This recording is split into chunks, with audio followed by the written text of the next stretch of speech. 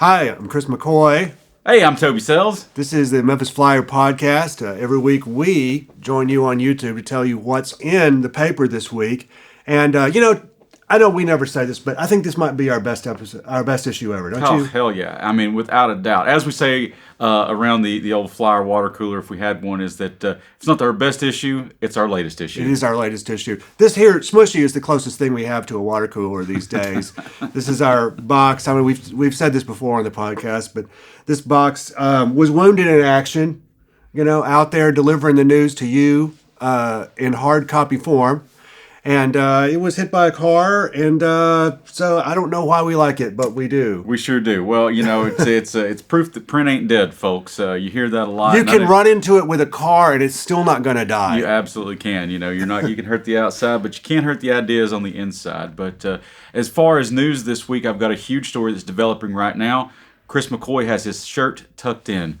Folks, it's a developing story. We'll have more details as it develops, and you can hear it here first on the Memphis Flyer podcast. That'll go out in a couple of days. Toby, I have it on good authority that Chris McCoy is wearing a belt today as well. We're not sure what's happened to this local luminary. We're gonna try. We're gonna try and confirm that report as soon as we can for you. So that's obviously the big news. That's the big news. Our cover story this week, we got Jackson Baker talking politics, that you always want to see. Jackson Baker is the dean of the Tennessee Political Press. He knows everything and everybody, and he's going to tell you all about it here in just a minute. But before we get to that, Toby, tell us what you wrote about in the news this week. Sure, news up there in the flyby. It's kind of the first section you get to in the paper. As I said a minute ago before we came on, I do the MemberNet every week, and I literally did this yesterday, and I have no idea what's in that section. That's why you need to pick up a copy of the Memphis Flyer and see what's in the section. Okay, so it's great stuff. I guarantee if it ain't funny, it's going to be sad. In Memphis, there's almost no in between. But the news stories... Sometimes they're both at the same time. It really is. But in news, it was kind of a transportation focus this week. Kaylin Johnson has been covering the Memphis Area Transit Authority for us, and she really is nailing that beat now. And she got on that beat earlier this year and has really stuck with it enough to kind of report on some of the minutia of the things that have been happening with MATA, a few little route changes here and there, to just a sort of disintegration of what happened. There's this crater that happened over at MATA, and it came out of nowhere, came out of the blue. They announced late summer they've got a $60 million deficit in their budget that everybody else thought was just completely plugged with, this mix of city, county, some state money, federal funds, all these different places to kind of shore up their budget. And they say, no, folks, you know what? We've got $60 million we've got to make up in a year. So in response to that, they cut 200 jobs. They stopped the trolley service. And they're going to cut all these bus routes that people really depend on. We were already kind of at a bare bones minimum of bus routes, and boy, they just took it down to the nerve endings, I think. Nobody's happy about this, least of all MATA. And so when Kaylin wrote that story Monday, that was our press deadline. She knew that there was already this review from this independent consultant firm that came in and had some really bad things to say about the MATA board. Even Memphis City Council members were thinking, how on earth did this happen? Even down to the idea that maybe some folks were lying about what they knew and didn't know. The consultants found that the MATA board, they passed this big, huge, draconian budget without any discussion in their meeting. They just said, hey, budget's up, how do we feel? Everybody voted unanimously, and it was done, and they were like, how on earth did that happen? So that was the Monday deadline. That's all that we knew. Come Tuesday this week, I guess Monday evening, Paul Young proposed completely vacating the MATA board, getting rid of all the people there and bringing in a whole new crew. By Monday night, that idea was out there. By Tuesday afternoon, the city council approved it. Now we've got this brand new MATA board out there. And he said none of it was personal. It was, an aggressive move, it's a big reset, he said, and gave them basically not marching orders, but suggestions to, let's get those jobs back. Let's fill this budget deficit and bring these bus routes back. And so we'll see how they go from there. And I mean, I hope this is a hard reset because boy, it was a mess there at the end. It is, and it's insane that we don't have a functioning mass transit system in a city of 650,000 people. Absolutely. That's so spread out. It's so spread out too. And you go to other cities and it's like, you can actually take the subway, you can take the bus and get where you want to go and not have to worry about parking, not have to worry about your car, and I feel like also people talk about all the time, all these cars on the road here that you see that are just held together with bungee cords and prayer. Well, that's the reason. That's the reason they are, is because these people don't have any other way to get around, get to their jobs, or just to get around at all. That's right. So hopefully this is the beginning of something better, because I don't see how, I feel hopefully MATA has hit rock bottom. You hope, and certainly after getting this much press, this much spotlight, that they know that they need to get things in shape, and a new energized board over there can only help things, I think. Yeah. So moving on from that, I wrote another story about transportation this week. So last week, state Democrats got together in Nashville for a big press conference to announce their big push for transportation reform in Tennessee. It's called Rocky Top, not Rocky Roads. Rocky Top really, it hits out in East Tennessee and Middle Tennessee. You get out West Tennessee, like Rocky what? Well, they couldn't call it whoop that trick. They couldn't. Yeah, that doesn't play in Knoxville somehow. They see the Republican supermajority in Nashville. They laid the blame and they called it. We have a traffic disaster here, or not disaster, but anyway, just talked about all the crumbling infrastructure that we have. Traffic crisis is what they called it. We have a crumbling infrastructure in Tennessee with bad roads, not enough roads. Laid all that at the blame at the feet of the Republican legislature, and just said, you guys gave up all of our tax money to these, big businesses. You gave them this huge rebate on all that we could have used for road projects. And instead, the best idea you can come up with, their words, not mine, is, this choice lanes program, which will allow, private companies to come in, build these roads. And if you want to use them, as a commuter, then you're going to pay a little extra to get over there. That's how Republicans want to unclog big interstates here in Tennessee. They're not going to focus. Billboards are going to start going up around the state. They're going to be in Middle Tennessee, big places where there's a lot of traffic congestion. In Memphis, I don't drive the roads every day, but I have driven the roads in Nashville, from Murfreesboro to Nashville. I can tell you they're terrible. Even almost 20 years ago, things have not gotten better because there's more people down there now. But you drive around Memphis, and 240 can be tense, but it's not stop and go traffic. So they're going to focus on Middle Tennessee.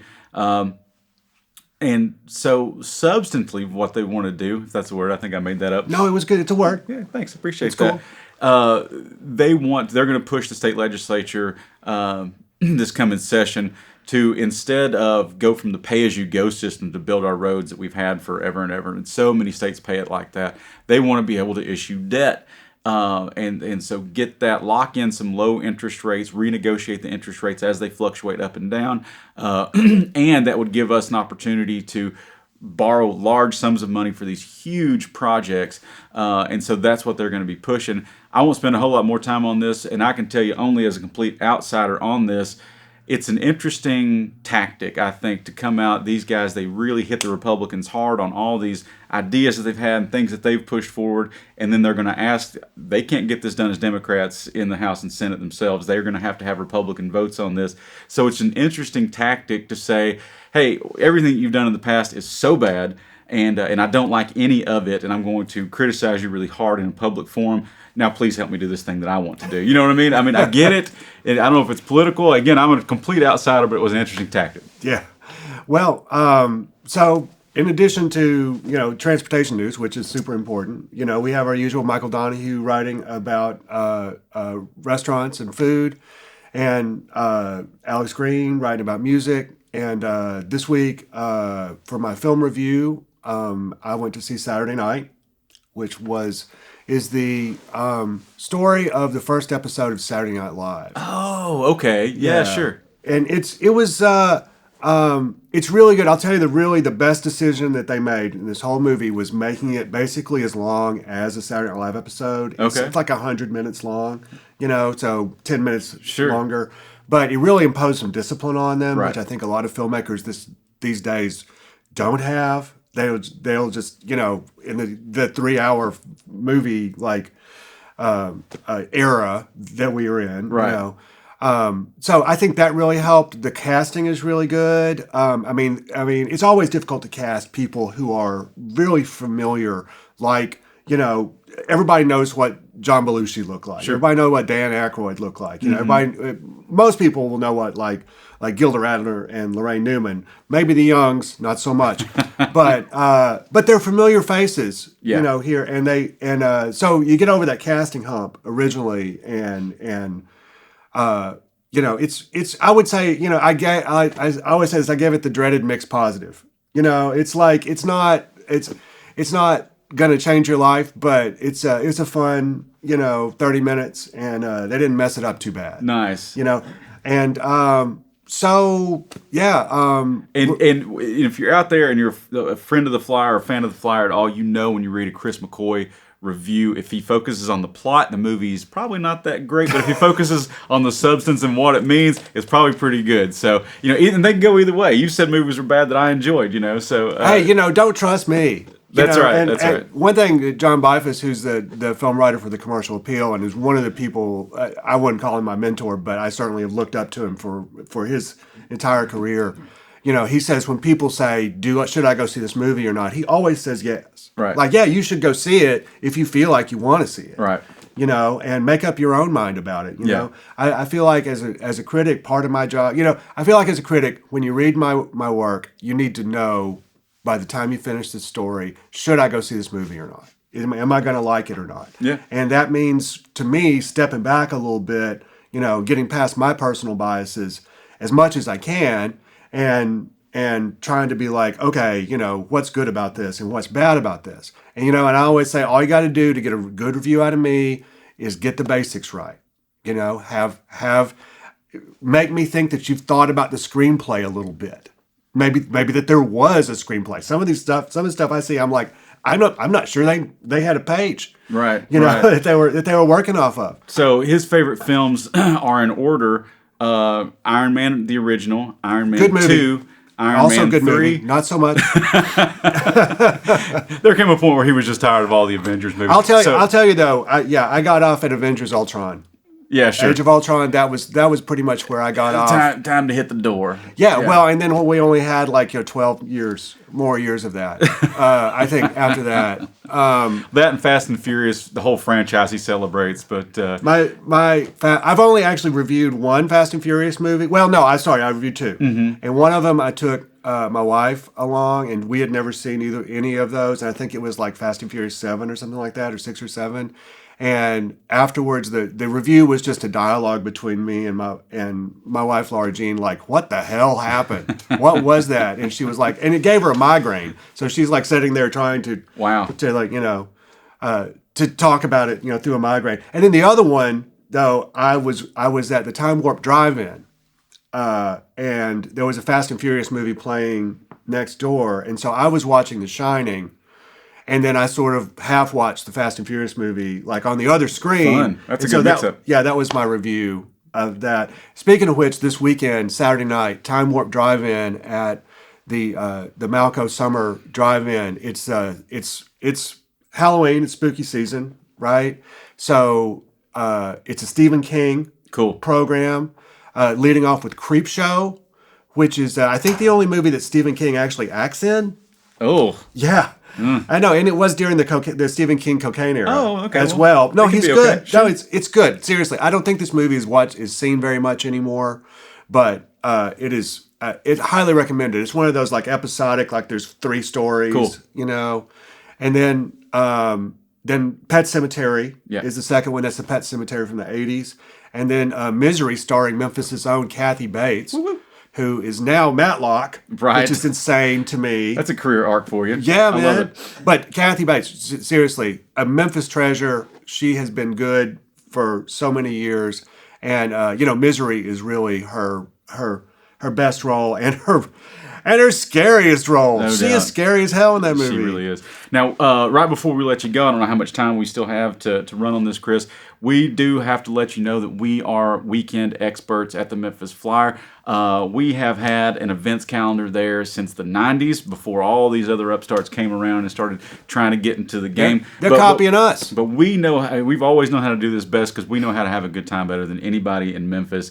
And so if you need to know what to do this weekend or anytime during spooky season here, go pick up a copy of the flyer. Head to MemphisFlyer.com. Look at our stepping out section. That's where we recommend what you go see this weekend, written by our inimitable Abigail Marisi over there. Nobody knows how to have a good time like Abigail. She's incredible. Yeah. Or how to write about having a good time. Don't find anything you need in there. Head over to our calendar section in the back. It's got full listings of music, theater, food, arts, everything else you can imagine in there. And if that doesn't do it for you, head to MemphisFlyer.com and you'll just have an avalanche of stuff. So if you're bored out there this weekend, it is your own fault, not ours. So Jackson Baker, you know him. He is our political editor over here at the Memphis Flyer. And we are in political season. I can feel it in my bones. Jackson, can you feel it?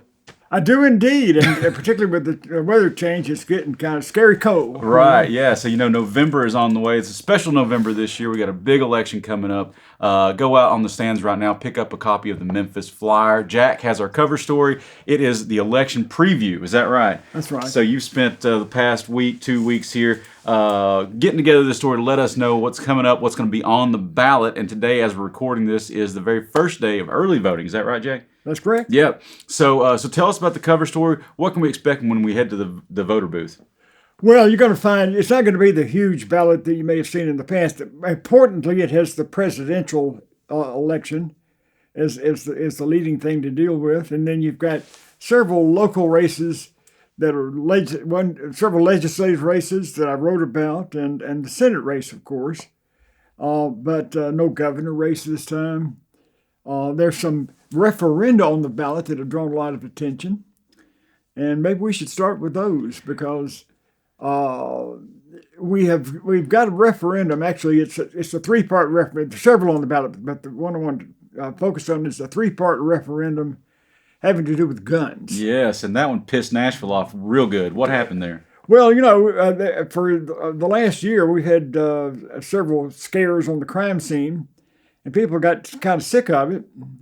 And so the city council got sick of it too, and they decided, well, let's just reinstitute some real curbs. It's kind of obvious to anybody with a lick of sense that one reason for all the violence we've got is we have no curbs on gun ownership anymore. That's right. You can pack a gun. I remember seeing a guy crossing Main Street a few months ago with a gun on his hip like he's in the Wild West. I'm thinking, who's he prepared to draw on, For the first motorist that honks at him, Yeah. it just got out of hand, and obviously, every piece of legislation that the General Assembly has passed, making guns more prominent, like allowing people to put guns in their cars, that just means that's an invitation to people to break into your car and take your gun. That's right. And so there are a lot of guns in circulation, and therefore a lot of crime because of those guns. People in Memphis have gotten sick of it because we have more danger as a result of that situation than anybody else. So the referenda are in the direction of they're couched sort of as public opinion questions, but they're trigger laws. A trigger law, example of a trigger law is the legislature, which is very, very anti-abortion. They passed a trigger law some years ago that would automatically institute a curb on abortion if the Supreme Court allowed it. The Supreme Court eventually allowed it. That's right. The Dobbs decision. So so that law went into effect. But the city's tried to do the same thing. They wanted possible to impose gun registration, so you have to have a permit, or rather a permit. Sure. Right now, you don't have to have a permit. You can cross Main Street with a pack or pistol. With nothing except your iron will and determination to be a badass. That's right. But if the legislation of the referendum rather suggests that we would return to permits, we would also ban sale of assault rifles, which is something that we used to have a national ban on during the Clinton administration. and we would institute red flag laws, which allows judges to confiscate weapons for people who are obviously risk people to write things online threatening to shoot people. And we're going to take their guns away. We're going to take their guns away. Well, no, we can't right now, but hopefully maybe sometime down the road. Now, all those things seem like obvious necessities 50 years ago, 40 years ago. Nobody would have, people would have assumed you could do those things, but we're in the Wild West these days and you can't do those things. Is kind of interesting because the legislature is cracking down. They want to pass laws cracking down on how we deal with law and order here in some ways, like they're trying to really lean on the judges and lean on D.A. Mulroy, Steve Mulroy. And they want to be much more hard-ass, they think, than we're being down That's here. right. On the question of guns, I want to be much softer about it. And it's kind of it's a real paradox. But that's the main thing on the referendum section. And so for just absolute clarity, I go in there, I say I like all of those things. I want to see these things happen. I say I'm for that. I walk out of the voter booth. Everybody else in Memphis says we agree to that. It gets 87% of the vote. What happens then? What happens then is nothing. Right. Because state law doesn't allow any of those things to be instituted. And you wonder why it is, that being the case, you wonder why it is that the Speaker of the House and the governor, all those people are so excited about it to the point of threatening to withhold some tax revenues that Memphis is entitled to. That's right. Because, nothing's going to change state policy. This is, again, a trigger law. These are trigger laws. Right. Nothing happens unless the state itself changes policy, unless the legislature revamps things. But they're really excited about it, and they see it as an affront to state overlordship. Yes. But it's something that they do all the time. They go in, they pass these unconstitutional laws, but theirs goes to court. And they allow the courts to decide what's right or wrong. We say we're going to decriminalize marijuana in Memphis, as so many in Georgia have done, cities and stuff. And they say, absolutely not. We have overlordship here in this situation. You can't do it. We know what's best. You woke Libby's out there in the blue cities. We know better than you. Back when the Republicans took over the Senate and the House, and Ron Ramsey became lieutenant governor and Speaker of the Senate, I asked him, why is it you're insisting on as much freedom as possible from federal regulation? Why is it you want to impose so much regulation on the cities and counties? Great question. And he said, the way our political system came to pass is the states created the federal union. They created the federal government, Right. Which is true enough. They came together and agreed on the Constitution, and the states also created the cities and the counties. So the state is the primary determiner of things like this. And I thought, they have some kind of constitutional backing for what they're doing. I suppose. But it still doesn't seem right, does it? Well, and then just a few, this is an aside here, but they had some state experts came to speak to a committee in Nashville the other week, and they were talking about this, and one guy went so far as to say that FEMA was unconstitutional at a time when FEMA was out there bailing everybody out after Hurricane Helene. But that's a whole other matter for another time. What big races are on here? We know we've got the Senate race you mentioned. Well, we have a Senate race with Marsha Blackburn, who is kind of famously right-wing and actually very prominent these days in Washington. She had a major role at the Republican convention, and she's very much in favor of the things that a whole lot of people in Memphis are against. Sure. But in any case, Gloria Johnson, you remember Gloria Johnson? She's a member of the Tennessee Three. Mm-hmm. There was a kind of a thrilling moment of last year in the legislature when 3 Democratic House members decided they would. There was a big demonstration outside the legislature because there'd been a school massacre, a gun shooting in Nashville, and this drew all kinds of people to Nashville to demonstrate in favor of gun safety laws, which the legislature is not going to do as long as the NRA and the Tennessee Firearms Association are paying every Sure. Republican member of the legislature, and they do. But these 3 legislatures, including Gloria Johnson, got on the floor of the House and created something of a ruckus, demanding that legislation be passed, infuriating the Speaker of the House and the Republican majority, who ended up trying to expel them. They did expel 2 members, including Justin Pearson and Justin Pearson of Memphis and Justin Jones And Gloria escaped by one vote because some people assumed because she was white. They were Yep, I black. remember. That may be a coincidence, or there may be something to that. But at any rate, she barely escaped expulsion. The other two guys got back in very quickly in the special election. But in any case, that is one of her claims to fame. She has been a gadfly to the Republicans for many years, though. She was representing a precinct in Knoxville, and she got on their nerves so much, the Republican supermajority's nerves so much that they gerrymandered her out of business. They sure did. So she just went to the new district next door and got reelected and came back and started giving her fits again. Yeah. Now, any Democrat these days is faced with the fact that for whatever reason, this state, which used to be, way back, it was party to the solid Democratic South. And then later on, it got to be a bellwether state. And for much of recent history, it was a bellwether state. About the time of the Obama administration, and I think there's obviously a racial aspect to this, the state took this severe turn to the right, and it's been Republican like all the Deep South states ever since. So Democrats who used to be able to depend on reliably Democratic voters, even in rural precincts, no longer can do that. That's right. Jim Kyle, the chancellor who used to be a state senator, is trying to run for governor in 2010. This was when the seat change began to take effect. And he said, I was looking for yellow dog Democrats. All I saw out there was yellow dog Republicans. And that's what we've got now, yellow dog Republicans. So Gloria's got her work cut out for her. But at least among women, she's doing very well in the polls. And women are going to come out because women come out every time there's an election since Dobbs to vote because they're standing up for reproductive freedom. Absolutely. And that's one thing she's got going for her. She doesn't have the money that Marsha Blackburn has, which is kind of titanic. Right.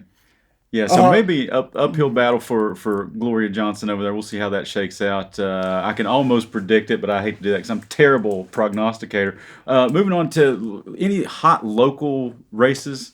Well, there are a couple of legislative races that are interesting. The hottest one is probably District 97, which is one of those districts, the State Senate District 97, which is right on the line between Germantown and Memphis. Okay. And for whatever reason, the Republican incumbent, John Gillespie, during the gerrymandering aspect after the 2020 census, he decided he wanted 2 fewer precincts in Germantown and two more in Memphis, which ended up being in Cordova. What? Which is something that a Democrat would want, not a Republican normally. No one's ever figured that out. One theory is that he was afraid that some MAGA types some really right-wing types were going to contest him in the Republican primary because he is something of a moderate. Another theory is that he wanted to represent the Memphis business community and make it obvious that that's what he was there to do. Whatever the reason is, that gave Democrats hope of actually regaining a state Senate seat. Who are they running? They are running a guy named Jesse Huseth, who's a local businessman who almost got elected party chairman last year. He's kind of a new face, and and the interesting thing about his race is not only does he have a good possibility poll-wise of winning that race, he's raised as much money as Gillespie has. It's very rare for a Democrat to raise the same kind of money a Republican could raise. So that one's got to be very tight. That and those precincts that make up that district, Dr. Martin, the almost unknown Democratic candidate who opposed the Republican governor last time, he actually won that district. Nice. Biden had won those precincts that now make up that district. So that could be a race, but it's not going to change the odds very much. The Republicans have an overwhelming majority in the Senate as they do in the House. It's going to be an interesting race, and if we look down the road and think maybe things can change in the future, that would be one of the harbingers of that. Wow. There's another race that I wrote about, District 83, which is similarly situated right on the line between city and county, between Republican bailiwick and Democratic bailiwick. Got a Noah Nordstrom, who is a Spanish teacher at Overton High School, is running against Mark White, the Republican incumbent in that district. Oh boy, and Mark White is the education committee chairman, that's right. and he's for vouchers, student vouchers. Now, the one thing that probably is a race, that's a race in which the Democrat has not raised nearly as much money as the Republican, and it's not regarded as the same kind of viable race for a Democrat. But one thing that Nordstrom has in his favor is he's very anti-voucher. And the one thing that is true of the Republican suburbs of Memphis, that's the 6 cities outside Memphis in the county that have their own municipal school systems, they don't want vouchers either. That's right. They don't want private schools raiding their funds, raiding their students. They all have public school systems, and that gives Nordstrom some hope of appealing to those people and getting enough votes to win another seat. That's a House of Representatives seat. That's not likely, but it makes the race interesting anyhow. Those are the 3 races that I really wrote about that I focused on. Amazing. So we've got a busy ballot out there, folks. We've got some referenda out there. We've got the big Senate race. We've got a handful of local races out here that are going to be really, really important coming down. Of course, you go out there and vote for, what'd you say, President of the United States? Is that one on there? That is one on there. That's a one on there. And every time there's a presidential race, the very Democratic constituency of Memphis turns out in droves, and that's one thing but they're not going to be able to do that to the extent of winning Tennessee. Tennessee's going to go Republican. Sure. Going to go for Trump. Absolutely. But still. But the local races could be affected by the heavy Democratic turnout for president. Oh, that's right. In Shelby County. Absolutely. So you heard it here first, folks. Maybe not first, but get out there, go vote. Early voting is open right now. Go read Jackson Baker's cover story this week in the Memphis Flyer. Get yourself educated on the people and the issues, and go to your ballot box. All right, Jack, thank you so much for stopping by. You bet.